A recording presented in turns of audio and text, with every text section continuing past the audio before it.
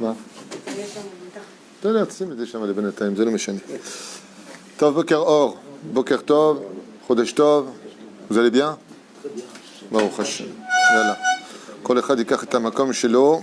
On est aujourd'hui le mercredi 16 du mois de décembre et le Rosh Chodesh, le premier du mois de Tevet.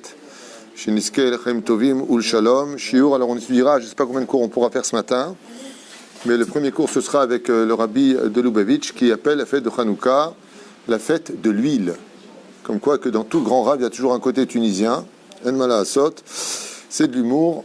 Shiur acheté par Madame Véronique Esther Atia Yekara Bat Doli Gezala pour la Askara et l'élévation de l'âme de son papa, Alav Shalom, Nissim Shimron Ben Kmissa.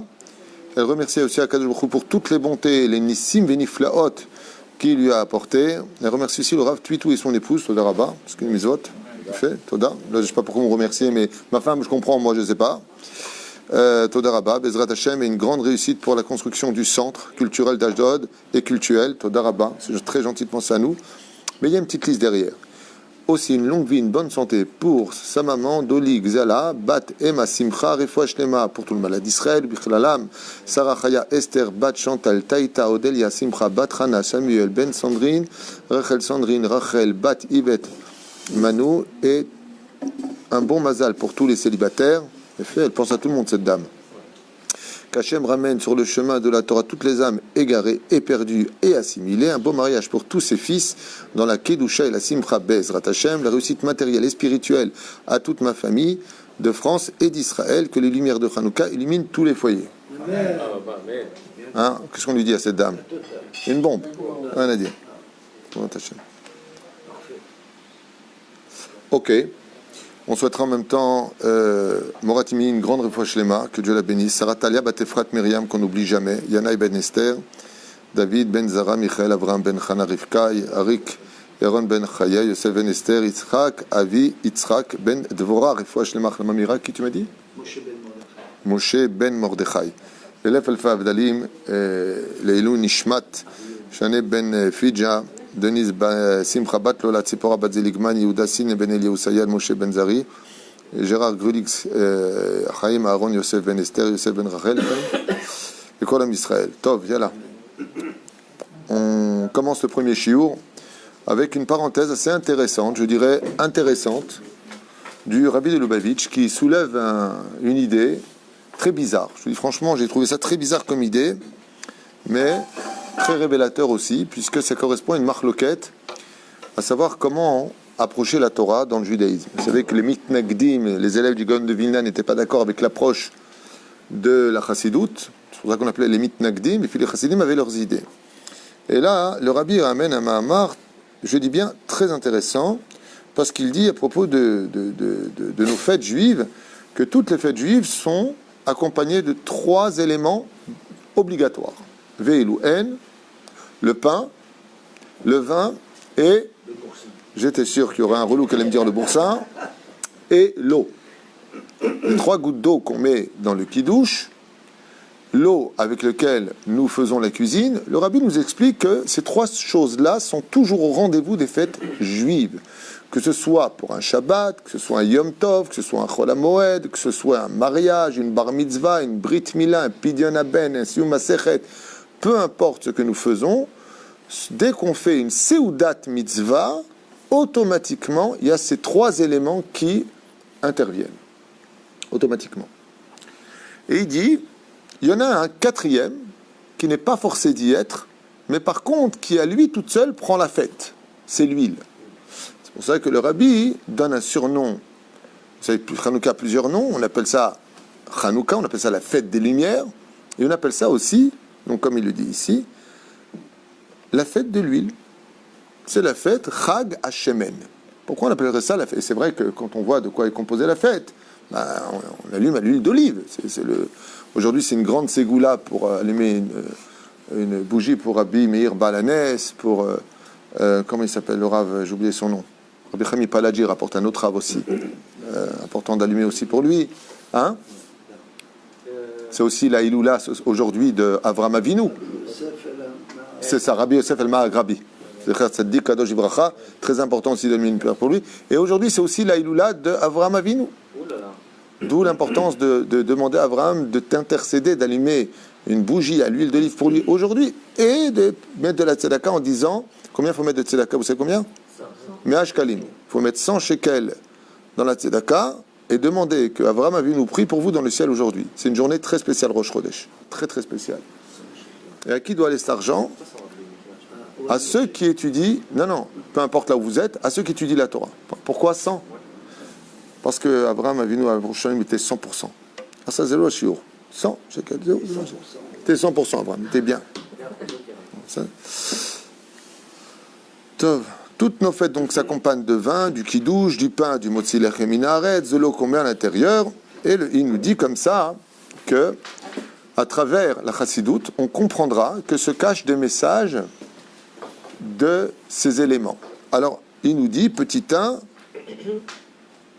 Shloshet advarim alalu romzim la Torah. Ces trois choses-là dont on parle, qui sont le pain, le vin et l'eau, sont des illusions à la Torah. Azma, chiyunim li kiyum adam.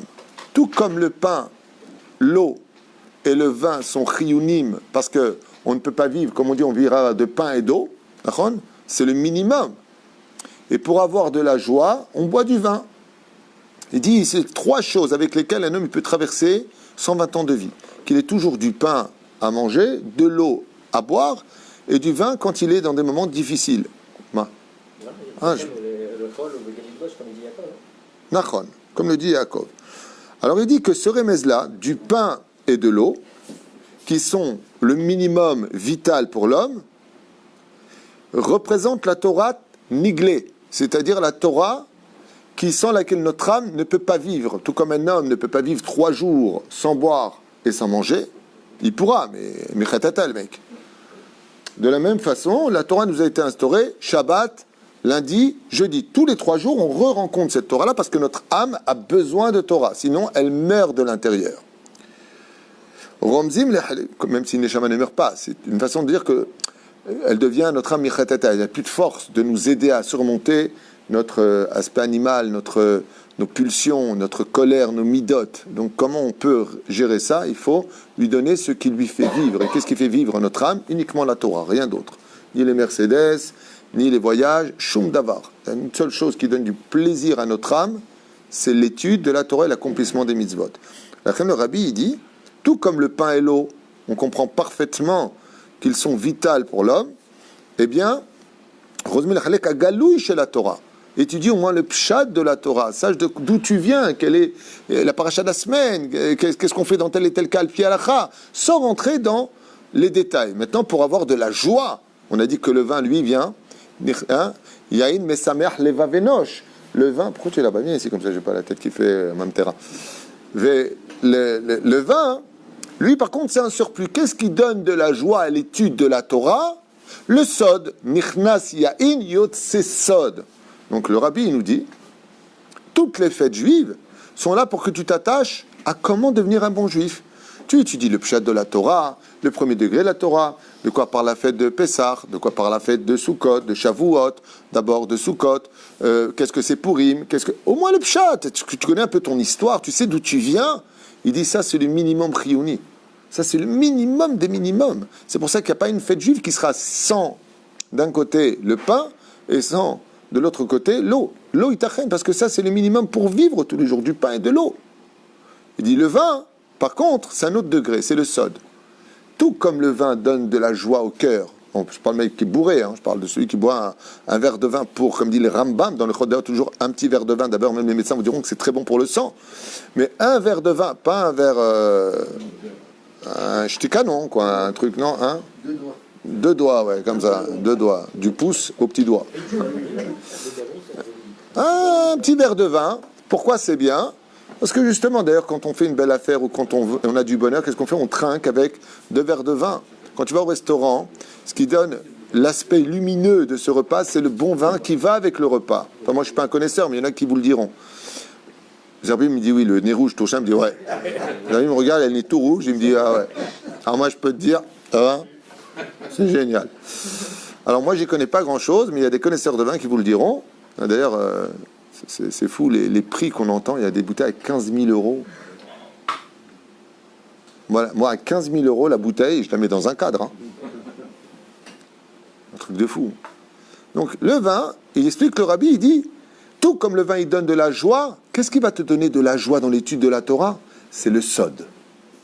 Tant que tu restes dans l'étude du pshat, tu vas vivre avec. Mais quand est-ce que tu vas commencer à kiffer ton étude? Il dit quand tu prends le vin qui va avec. C'est pour ça que tous nos repas sont empreints d'abord de kidouche. Pour d'abord donner la kedusha au repas qu'on va faire et non pas manger comme le feraient les non-juifs, pour manger parce qu'ils ont faim, parce que c'est bon. Nous, on mange parce qu'on doit les kadesh, on doit rendre kadosh. Il dit oui, d'accord, donc on boit. Mais il y a une autre raison à cela. C'est pour que quand tu fais ton repas de mitzvah, tu sois heureux. Donc d'abord, tu bois du vin. D'abord le kidouche. D'abord, tu bois du vin. Une fois que tu as bu du vin, Baruch Hashem, alors tu as de la joie qui rentre dans le cœur. Pas pour tout le monde. Hein. Moi, par exemple, le vin, moi, ça ne me donne pas de joie, tu vois. Ça fait plaisir parce qu'il faut le boire, mais je bois les Shem Shamaïm. Il y a des gens, Baruch Hashem, Shem Kolkar Smechim ou Meusharim, Shem Zochim la Nekuda Azot. Et la reine, il explique, comme on vient de le dire, que le vin, Shniachat. Ah, ok, c'est là. La reine, on masbire que le vin, il a cette particularité d'accompagner tous nos repas. Pour nous dire que, le rabbi nous dit, quand vient les jours de fête, quand vient les Soudat Mizvah, etc., approfondis un peu, donne des aspects à cette Torah qui vont éveiller chez l'autre qu'il est loin d'avoir compris les choses, qu'il se cache des secrets, que la Torah est codée, elle va beaucoup plus loin que ce que ton esprit peut comprendre. Alors vous allez me dire, oui mais attends, t'es bien gentil toi, mais il faut avoir le niveau pour... Il te dit Nachon. Donc comment on peut expliquer le sod dans un langage d'enfant? Ça s'appelle la chassidout. C'est-à-dire Asbon Abshir. Ach yesh davar revi'i. Seulement il y a une quatrième chose qui se différencie, et c'est l'huile. Car en général, il veut dire quelque chose de très beau, de très vrai. Il dit, regarde bien, le pain se suffit toujours à lui-même. Le pain, il se mange avec lui-même. On peut très bien manger du pain. Quand on se Seudah Shlichit en hiver, la vérité, on n'a pas la force de manger un repas. Au moins, mange kabetza de pain. L'eau, elle se suffit à lui-même. Tu prends de l'eau, obligé de mettre du sirop dedans, boire un verre d'eau, tout le monde le sait. Ouais. Le vin, surtout, ne met rien dedans. Il faut qu'il soit pur vin. Mais personne ne peut boire de l'huile. L'huile, par contre, ne se suffit pas à elle-même. Il y a une différence entre les trois éléments et l'huile.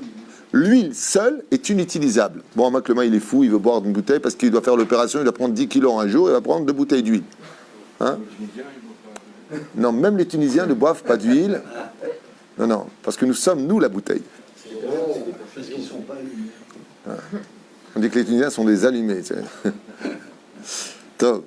Ah, il dit, fais attention, car si tu observes bien, en réalité, on ne peut rien faire sans l'huile, mais shemen ha'evdel beno leven dvarim acherim, shelechem ma'im ve'yain, efshar le'echol ech she'em. Il dit, ça, il n'y a pas besoin de les accompagner. Ils sont tous indépendants. Le pshat de l'étude de la Torah, le Zohar, qui est la Torah cachée, qui représente le vin, ils ne sont pas dépendants. Mais par contre, ulam shemen enora ou il est achila. C'est pour ça que si je bois de l'huile, qu'est-ce que je fais comme bracha sur l'huile? Rien. Étant donné que la majeure partie des humains normaux sur Terre ne boiront jamais de l'huile pure, donc on ne fait pas de bénédiction si je bois de l'huile pure. Assour li levarer, lama. Parce que enenora ouy le achila, dit le Rabbi Lubavitch. Ça veut dire que c'est bizarre. C'est-à-dire que la fête de Hanouka, quelque part, qui est la fête de l'huile, elle est dépendante de quelque chose d'autre. C'est pas comme les autres fêtes qui sont pour elles-mêmes. Toutes les fêtes sont indépendantes. La fête de Hanouka, elle est reliée à l'huile. Donc, elle cache quelque chose qui va dépendre d'elle et qui va expliquer ici. Ça vous intéresse? Rabbi. En plus, c'est un FaceTime vidéo. Et non, Raoul et Achila, Oleshtia, Ksheoule Atzmo. Seul, il ne peut pas servir. Et là, Beyoto, mais Orav et Machalim Acherim. Mais quand, par contre, tu prends l'huile et que tu la mélanges avec ce que tu veux consommer, Az ou mashbiach le'en aroch. L'huile va prendre toute sa splendeur de donner au repas tout son goût, toute son... Comment on appelle ça? Hein? Saveur. Ce mot saveur, ça ne venait pas dans ma tête. Saveur. J'avais veur, mais je n'avais pas ça. Toute sa saveur. Et donc, on comprendra que toutes nos fêtes juives, première explication, tout ce qu'on a dans l'année, si on ne veut pas que ça brûle, si on ne veut pas, tu sais, quand il n'y a pas d'huile, ça colle. Quand il n'y a pas d'huile, ça crame. Il faut que la fête de Hanouka, qui représente la fête de l'huile, nous accompagne dans tous les autres repas, dans toutes les autres fêtes du judaïsme. Et de garder cette émouna que l'impossible nous accompagne jamais, que Dieu peut tout faire, qu'on n'a pas le droit d'être triste. On va rentrer maintenant dans la fête de Asara Betevet, qui est un jour de jeûne. Prends l'huile, dit le rabbi de Lubavitch, de Hanouka, amène-le avec toi dans cette fête. Et réavive les flammes, que demain, ce jour-là, deviendra un jour de Yom Tov. Quand viendra la fête de Pessah, oui, ne viens pas comme ça nettoyer simplement ton Hametz. Viens avec le miracle qui a eu lieu ici, où Akadosh Baruch Hu nous a sortis de l'impossible. Parce que si tu veux que tous tes repas soient bons, mets toujours un peu d'huile, pour ne pas que ça coagule, pour pas que ce soit une cérémonie religieuse, pour ne pas que les fêtes soient telles quelles. Les 8 jours qui sont avec toi, prends-les dans chacun de tes repas. Hanouka nous accompagne toute l'année, parce que Hanouka ne peut pas exister sans les autres fêtes, mais les autres fêtes sans Hanouka pourraient un peu trop griller. Il faut comprendre le contexte dans lequel nous avons vécu. Si tu t'assimiles pendant ton Pessah et que tu viens avec ton mari juif ou non juif, ou ta femme non juive, ou que tu fais toujours pas la mise des tefilines, ou que tu es toujours pas Shomer Shabbat, alors prends les bougies de Hanouka avec toi toute l'année durant, parce que c'est elle qui va donner du goût à toutes les autres fêtes. Deuxième explication du rabbi de Lubavitch. Il te dit, je vais t'expliquer une chose, et là regardez comme c'est beau. Il y a une chag acherim kshurim lechalakim gluim yoter chez la Torah. Af hashemen, lui par contre, mesamel et kocham chez la sodot akemusim beyoter chez la Torah. Il y a ce qu'on appelle le secret de la Torah, et il y a ce qu'on appelle, après le sod de la Torah, il y a un autre degré qu'on appelle razé des razines. Les secrets des secrets de la Torah. Et ça, par contre, c'est un monde de feu. C'est une lumière qui est si grande quand on est capable de comprendre razé des razines, les secrets des secrets de la Torah, qu'on ne peut être que émerveillé et heureux toute l'année durant. Le rabbi nous dit, sache que la fête de Hanouka, c'est le moment d'étudier les razé des razines. Et c'est pour cela que si tu n'y arrives pas, tu prends les lumières de la Hanouka dans tes yeux, que tu la regardes, et après tu vas étudier les plus grands des plus grands secrets. Ce que tu ne peux pas comprendre pendant l'année, pendant les 8 jours de Hanouka, les lumières de la menorah, de la Hanouka, seront là pour te donner la compréhension des plus grands secrets de l'étude de la Torah. Razé des razines, car toutes nos études exigent des actes, sauf l'étude du sod. Alors dans ce cas-là, comment se fait-il que l'huile, d'un côté razé des razines n'est dépendant de rien, elle représente le razé des razines. Et là, il y a un enseignement bémet qui est mazé d'actualité. Mazé d'actualité. Combien il était fort, le rabbi Bémet. Je ne sais même pas si à son époque ça existait, des trucs comme Kabbalat Center, et aujourd'hui il y a des groupes qui se forment pour étudier la Kabbale. Et je lui dis, non, regarde. Tu regarderas que l'huile vient accompagner toutes les fêtes. Mais elle vient juste l'accompagner, elle vient donner du goût. Ne viens pas commencer à étudier le sod de l'étude de la Torah, le razé des razines, comprendre les yichudim, qu'on dit après la Kabbalat Center.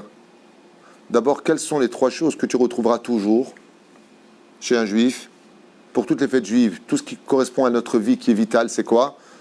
D'abord le pain, l'eau. Le pain est comparé à la Torah, l'eau est comparée à la Torah. D'abord, si tu veux qu'il y ait de l'huile dans ta vie, tu veux étudier le sod du secret, du secret, du secret. Oui, il n'y a pas de problème. D'abord, tu connais bien ton judaïsme, tu connais bien le Shulchan Aruch. Tu étudies après un 2e degré, c'est le Yahin. Tu peux étudier un peu le sod avec ton Rav. Mais le razé des razines, pour commencer à faire le yichudim, pour comprendre comment faire monter les lettres, comment ça se passe dans le secret du secret d'étude de la Torah, ça vient que accompagner les 3 autres éléments. Les 3 autres éléments. Tout comme la fête de Hanouka vient comme met un peu d'huile au fond de la marmite pour pas que ça colle. Et tu dis attention, cette huile elle est dépendante. Mais de qui elle est dépendante? Elle est dépendante de tout ce qu'il y aura dessus. Ne commence pas à passer du Ham à Haaretz à celui qui étudie le sod, le razé des razines. C'est pour cela que cette étude est tellement importante. Une fois, je suis parti à l'Eshiva de Bethel, à Jérusalem, Tibane Vitikonen. Et là-bas, il y a beaucoup de Talmidei Chachamim qui ont étudié plus de 40 ans la Torah. Ils connaissent le Pshat, Baruch Hashem, ils connaissent le Remez, ils connaissent le Drash, ils connaissent le Sod. Mais malheureusement, il y a eu aussi là-bas des gens qui ne savent même pas étudier une feuille de Gemara. Ils ne savent même pas comment comprendre Rashi sur la... Rien. Une Mishnah, ils ne savent pas la comprendre. Mais attention, quand tu lui parles de faire les Yichudim, les livres du Rashash, de près des Yichudim, le rabbi met en garde. Il dit, oh. C'est vrai que cette étude, elle est indépendante des actes, parce que c'est au niveau de l'esprit. Mais l'huile, la fête de Hanouka, oui, elle ne se mange pas toute seule. Jamais quelqu'un y prend de l'huile. Et il n'y a pas de bracha si tu prends de l'huile, si tu étudies le secret des secrets de l'étude de la Torah, sans te comporter comme un bon juif. Pas tu sors de là-bas et t'entends fils de benzo, des trucs que j'ai entendus, c'est pas tout ce que j'invente. Et t'entends ces abrutis parler comme ça, okay? Parce que quand tu prends le Shem Havaya Baruchu, Beshem Eki, Beshem Elokim, Beshem Deyudin, et le Eki, de quoi tu parles, toi? Juste avant, tu es en train de dire des gros mots, tu parles d'une gonzesse, de quoi tu parles? Mazirotan. Il faut être acide, il faut être un homme de chesed. Il faut être un homme qui d'abord connaît c'est quoi le goût du pain, c'est quoi le goût de l'eau, c'est quoi le goût du vin. Alors vient la fête de Hanouka. C'est la fête de l'huile. Et pourquoi on appelle ça la fête de l'huile? Il dit parce que cette fête-là, c'est la fête de la Géoula Mamash. Parce que la Géoula viendra par le secret des rasés des razines.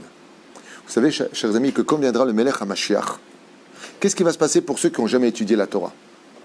Nos Chachamim nous disent, quand viendra le Mashiach sur son trône, pas la Knesset, dans son palais, il n'y aura plus toutes ces Knesset, ces machins, il n'y aura plus tout ça. Il y aura un roi d'Israël qui aura droit de vie et de mort sur nous. Quand viendra Mashiach, on retournera vraiment dans un système de shalom, de joie absolue. Il n'y aura plus besoin de s'inquiéter. À Kol Yetov quand viendra le Mashiach. Mais qu'est-ce qui va provoquer cette lumière qu'elle vienne? Le Rabbi nous dit, pourquoi la paracha de Miketz tombe toujours pendant Hanouka? Miketz fait allusion à quoi? À la fin des temps. Vous voyez, Ketz Hayamim. À la fin des temps. Il dit, Kaot Rabbi, qu'est-ce qu'on voit? Que la paracha de Miketz tombe toujours pendant Hanouka. Quel rapport entre les deux? Qui davka besof agalut, car à la fin des temps, Zekokim, nous aurons besoin des rasés des razines, de cette étude si profonde, de la recherche de l'étude très profonde de la Torah, de ce qui se cache à l'intérieur des secrets de la Torah. Et c'est cette étude-là, plus que toutes les autres études, qui provoquera la Géoula. Donc des trois kolélim que nous avons ici, nous avons Rabbanut, nous avons Dayanut et nous avons Kolel Chatzot. En ce moment, avec la pandémie, c'est le balaga, des études chez eux. Mais quel est le plus important de nos jours? D'avoir des Dayanim, d'avoir des Rabbanim? Selon le Rabbi Lubavitch, l'étude la plus importante, d'ailleurs le Zohar de la paracha de Miketz ne parle que de ça. Celui qui aime vraiment la Torah, celui qui veut prouver qu'il aime Dieu, qui se lève la nuit étudier la Torah. Dieu fera descendre, dit Zohar Kadosh, un chout de chesed, un filet de grâce sur son visage. Il l'accompagnera pour toute la journée parce qu'il a étudié la nuit. Et qu'est-ce qu'on étudie en général la nuit? On étudie les secrets de la Torah. Le Etzraïm, le Sharakavanot, Nachon. Et comme il fait nuit, qu'est-ce qu'on allume? Les bougies. Zemacho Merpo. Rabbi Lubavitch nous dit Lama Miketz Tamid im Chanouka, parce qu'on t'apprendra qu'on aura besoin des lumières de Chanouka pour réveiller la fin des temps. Et que ce qu'attend le Mashiach, d'abord et avant tout, c'est quoi? C'est qu'on s'intéresse à cette étude. Et quand viendra le Mashiach, qu'est-ce qu'on va faire ceux qui n'ont pas étudié du tout la Torah? Ils vont courir pour aller apprendre d'abord le Pshat, ensuite le Remez, le Drash, le Sod, et seulement après ils pourront rentrer dans le domaine de la Chebra Kadisha, de l'étude profonde de la Torah. Et là,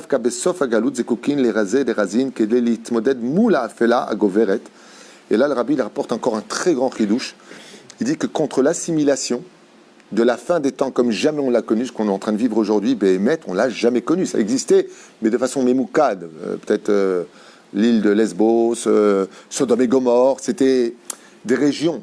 Mais tel qu'on le vit aujourd'hui, je vous donne un petit exemple d'hier. avant-hier. Un petit exemple, hier. Ok? Bon, c'est pas une généralité, c'est juste pour que vous sachiez dans quel monde on vit. Ouais? Le mec, il propose à sa femme des clubs d'échangistes, partir avec un homme, partir avec une femme, partir... Ouais, la histoire. Vous savez ce qui se passe? Avant-hier, un homme rentre chez lui, tout va bien maintenant, il n'y a pas eu d'embrouille, il n'y a pas eu d'insulte. Il prend ses affaires, il dit rien à sa femme, je vous invente rien, je ne vous donne pas de nom, ça ne regarde personne, juste que vous sachiez dans quel monde on vit aujourd'hui. Ça va, on regarde comme ça, qu'est-ce qui se passe? Il fait sa valise, il a pris un appartement, il est parti. Il lui a dit, j'en ai marre. Mais il lui a dit, marre de quoi, chérie, qu'est-ce qui t'arrive? Il y a eu un truc, je t'ai fait quelque chose? Il lui a dit, non, j'en ai marre. J'en ai marre, j'ai envie d'autre chose. Je m'ennuie dans ma vie. Non, il n'a pas gagné au loto. Tu sais combien j'ai de cas comme ça? Vous savez combien j'ai de cas, moi, dans mon bureau, comme ça? Vous savez ce qui se passe dans... Il y a ce que vous connaissez autour de vous. Vous savez ce qui se passe vraiment derrière tout ça? Vous savez ce qui se passe dans la vie? Le rabbi, il dit, à la fin des temps, notre Torah ne suffira pas comme toutes les générations pour sauver l'histoire. Face à l'obscurité de la fin des temps qui se répète comme jamais il y a eu, il faudra raviver une autre lumière qu'on n'a pas encore allumée. Celle de étudie vite la Torah, fais vite ta Gemara, avance, mais donne-toi à l'image d'une flamme, au moins un quart d'heure, des racines. Parce que c'est cette étude-là, et cet enseignement-là, la première fois que j'ai lu, je n'ai pas lu du Rabbi. Celui qui parle de ça explicitement dans ses livres, c'est Rabbi Nachman de Breslev. Rabbi Nachman Bichlal, il dit, t'attardes pas trop avec les pilpoulim, pourtant lui-même Ashkenaz. Rabbi Nachman de Breslev. Il dit, quel dommage de tous ces gens qui s'attardent pendant des années sur une daf de Gemara. Avance, tu reviendras sur cette étude, fais 100 fois le chasse. Comprends-le. Les palpels, comme c'est marqué dans Shabbat 31 Moud Aleph, Yesh Mizvah, les palpels, bien comprendre ce qu'a voulu dire les Rishonim Acharonim. Ne passe pas ta vie là-dessus. Avance. Pourquoi? Parce que tu rendras des comptes. Parce qu'il y a 4 lettres plus une pointe à allumer. Yud, Ke, Vav, Ke. Ça correspond aux 4 niveaux d'études. Mais il y a une cinquième lettre cachée dans le nom de Dieu, qui s'appelle Kotso Shel Yud. La pointe du Yud. Et la pointe du Yud, ça ressemble à quoi au niveau physique? À une petite flamme. C'est de ça dont parle le Rabbi.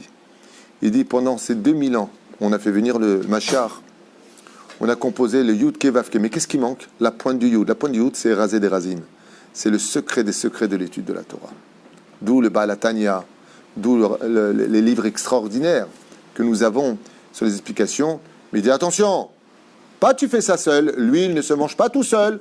Comme ils vont faire les gens, ils vont étudier le Kabbalah Center, qu'est-ce qu'ils leur apprennent là-bas? Ils prennent des tableaux, ils leur montrent Rasé des Razines, c'est cette étude-là dont on parle, les secrets des secrets. Qu'est-ce qu'ils boivent? Ils boivent de l'huile pure.